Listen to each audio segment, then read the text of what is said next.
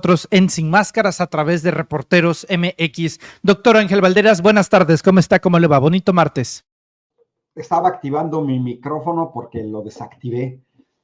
Si no, se hace redundancia. Estaba escuchando el video que presentó en la mañana el presidente. Pues mira, hay muchos detalles. Creo que vale la pena hablar en muchos canales, en mesas de análisis, porque es algo que no tiene precedentes, es algo inédito. Recuerda que, por ejemplo, Julian Assange, perseguido por el gobierno de los Estados Unidos, con la complicidad del Reino Unido y del gobierno de Suecia, no se atrevieron a tanto, Manuel. Julian Assange estuvo asilado por el gobierno de Rafael Correa en la embajada de Ecuador en Londres, cuando Assange lo querían extraditar a los Estados Unidos. El gobierno inglés no se atrevió a penetrar en la embajada de Ecuador. Y ve la asimetría. Estamos hablando de una potencia nuclear, de una economía europea que compite con Alemania, con Francia.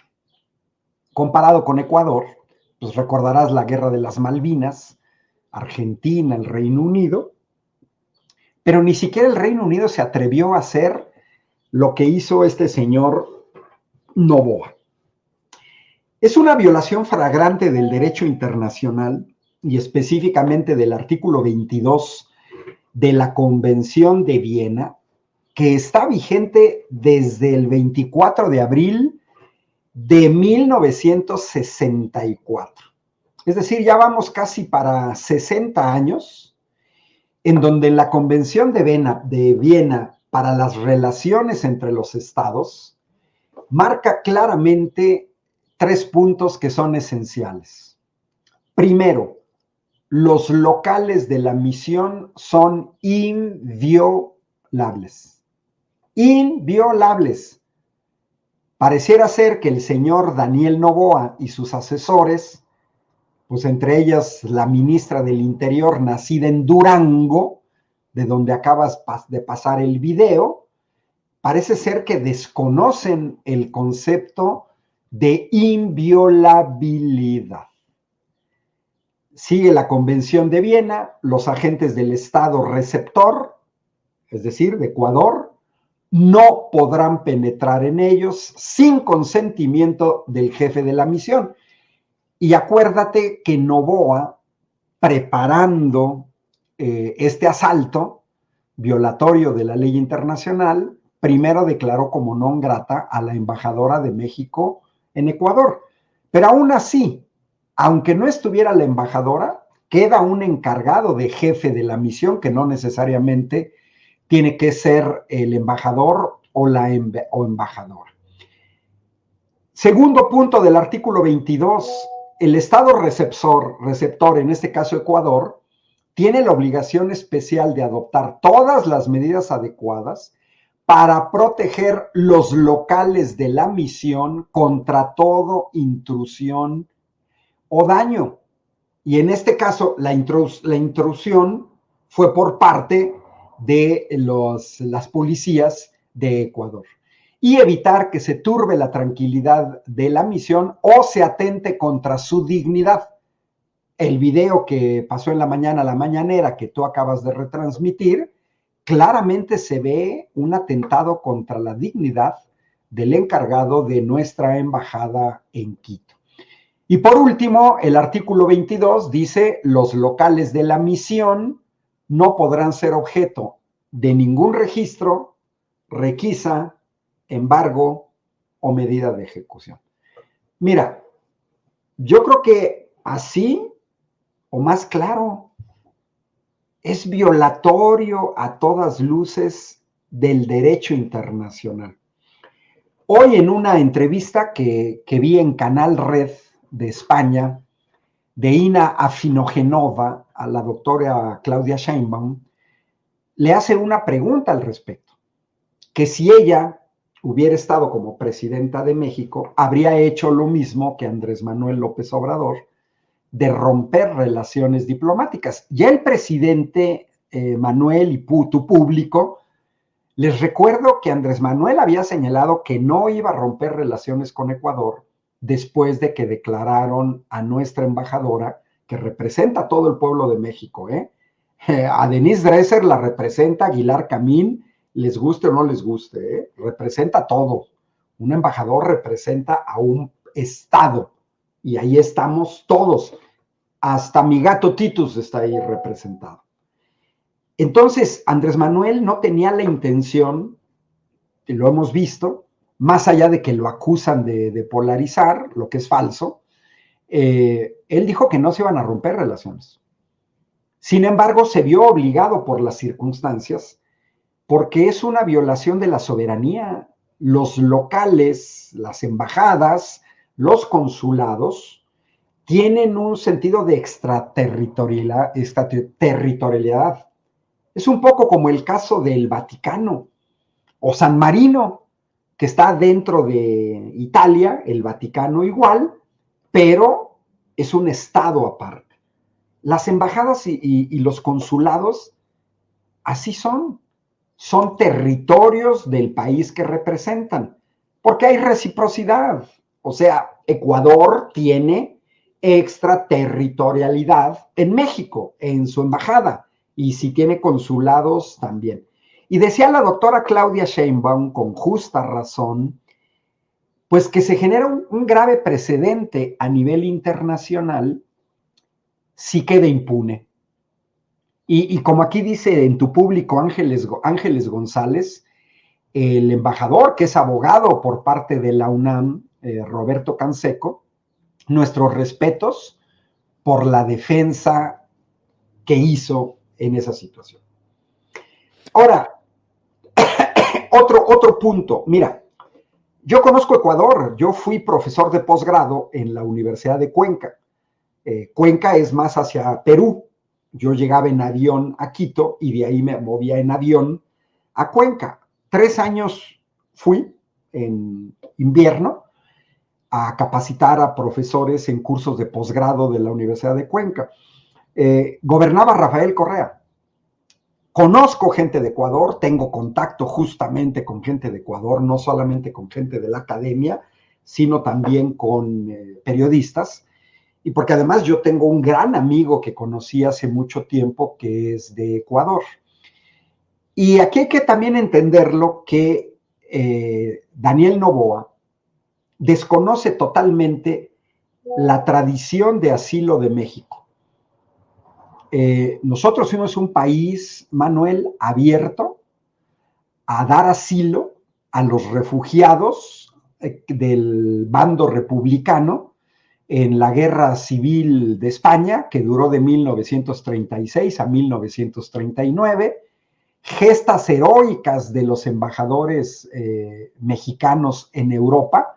Recordemos que en 1939 estaba a punto de estallar la Segunda Guerra Mundial, que estalla en septiembre de 1939, y el general Lázaro Cárdenas, y todos sabemos, bueno, el casino español que está ahí en la Ciudad de México. Yo tuve un profesor de posgrado, doctor Bosch, aquí en Querétaro, Instituto de Matemáticas de la UNAM, que son herederos, descendientes de todos estos asilados a los que México, en su gran tradición de asilo, les dio. Y luego América del Sur. Aquí en mi universidad, el gran detonador de la Facultad de Psicología para el psicoanálisis lo dieron exiliados chilenos y argentinos que huían de las dictaduras militares. Bueno, hasta un tipejo como Luis Echeverría, que fue uno de los grandes responsables de la masacre de Tlatelolco del 2 de octubre, incluso Luis Echeverría proporcionó asilo a muchos perseguidos de América del Sur por las dictaduras. Así llegó en México gente de Chile, de Argentina, de Uruguay, del mismo Ecuador, de Colombia, de Bolivia, de Perú, de Brasil, porque acuérdense que hubo una larga noche como la del eclipse en América del Sur, con una enorme cantidad de dictaduras militares, pero que también en los años 70, 80, el gobierno de México asiló a perseguidos de Guatemala, de Nicaragua, de El Salvador, de Honduras, de Panamá. Es decir, México está considerado a nivel internacional como uno de los países con la mejor tradición de asilo.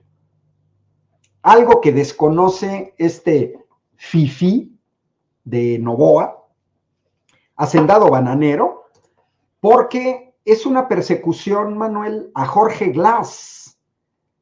Y aquí, si quieres, voy a hacer una cosa extraña de que Morena tiene que tener mucho cuidado.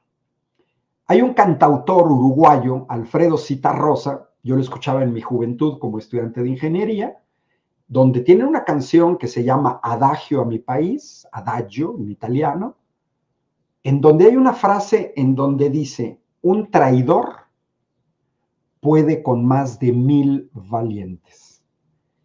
Bueno, esta tragedia que vive el pueblo de Ecuador nace con la traición de Lenín Moreno, que fue vicepresidente de Rafael Correa, la Revolución Ciudadana, que estuvo 10 años bajo la sombra de Rafael Correa, que es candidato a la presidencia de Ecuador gracias al prestigio de Rafael Correa y la Revolución Ciudadana, que gana las elecciones en Ecuador gracias a Rafael Correa y a la Revolución Ciudadana, pero que llegando al poder traiciona.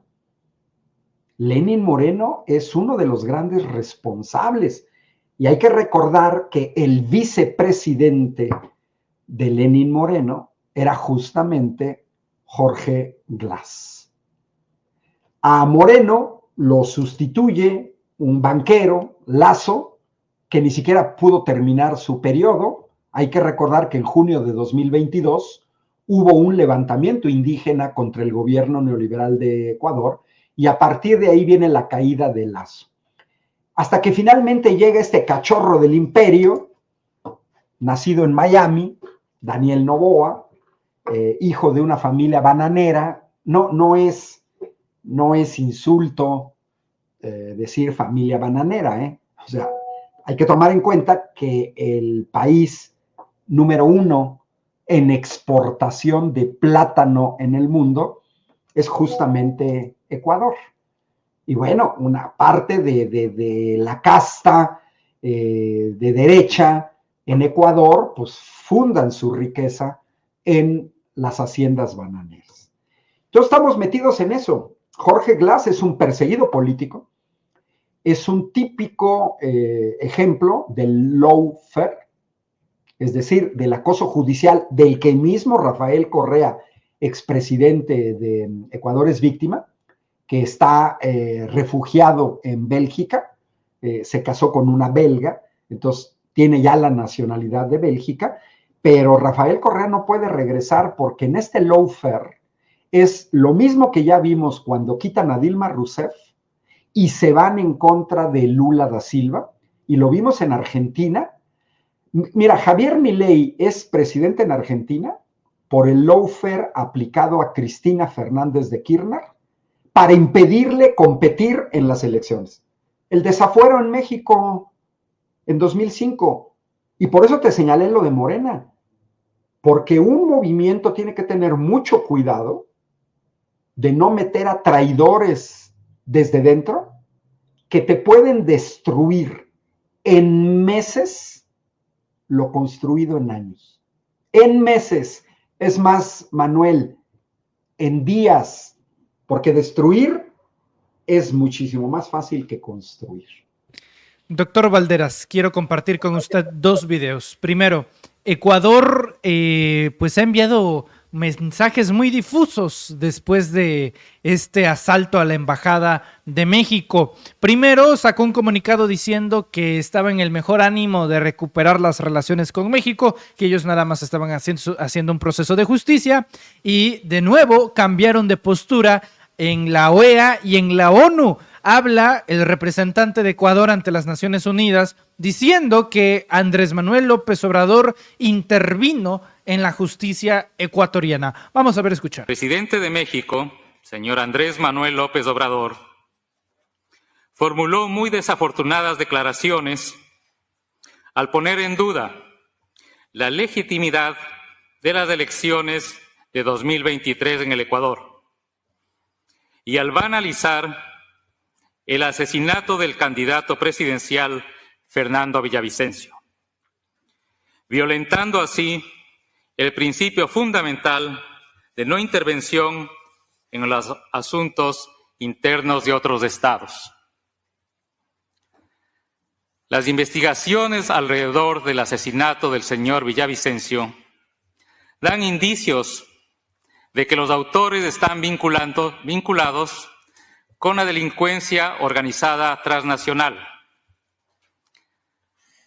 La irrupción de la delincuencia organizada transnacional en la política nacional es un fenómeno nuevo para el Ecuador y de ninguna manera puede ser normalizado. Aún estamos de luto y resulta ofensivo señalar que dicho magnicidio estuvo orientado a incidir en los resultados electorales. Debido a la intromisión en los asuntos internos del Ecuador por parte de México, el gobierno ecuatoriano, de conformidad con el artículo 9 de la Convención de Viena sobre Relaciones Diplomáticas, declaró persona non grata a la embajadora de México en Quito. México respondió inmediatamente concediendo asilo diplomático al señor Glass Espinel. Es evidente que el asilo concedido al señor Glass por parte del gobierno mexicano puede responder a valoraciones de afinidad política, mas no de naturaleza jurídica y diplomática. Han lesionado de esta manera las tradicionales relaciones de amistad y cooperación. Ecuador señala que la culpa la tuvo AMLO, Ángel Valderas. Mira, Manuel, es hasta ridículo que un embajador, me dices que es ante la ONU o ante la OEA, vaya a decir esta sarta de tonterías. La mañanera en donde Andrés Manuel hace referencia al asesinato de Fernando Villavicencio no es intervención en los asuntos de un país. ¿Por qué? Pues porque efectivamente ese candidato fue asesinado el 9 de agosto de 2023, a pocos días de las elecciones. Las elecciones fueron el 20 de ese mes. Y entonces eso es un dato de hecho. Segundo, en esas elecciones, la candidata favorita era la abogada Luisa González Alcíbar, que se desempeñó en diversos cargos durante el gobierno de Rafael Correa. Ella era la candidata puntera, se iba a una segunda vuelta, y es en ese íter entre la primera y la segunda vuelta, en donde, repito, la candidata puntera era ella, se da curiosamente este asesinato. Bueno, eso no es intromisión en los asuntos de un país, eso es algo que los ecuatorianos venían diciendo en Ecuador desde agosto del año pasado. Mira, hay un símil con la llegada de Ernesto Zedillo a la presidencia de la República de México en 1994, que es como resultado o como principal benefactor del asesinato de Luis Donaldo Colosio, candidato original del PRI.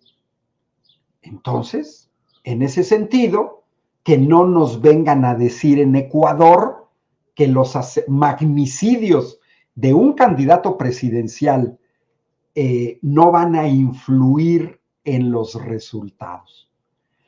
Claro que van a influir, pero si además te fijas, hay una frase que me gusta mucho de los italianos, que es arrampicarsi sugli specchi, que es escalar en los espejos, que no es posible por la superficie de un espejo, nadie puede escalar un espejo.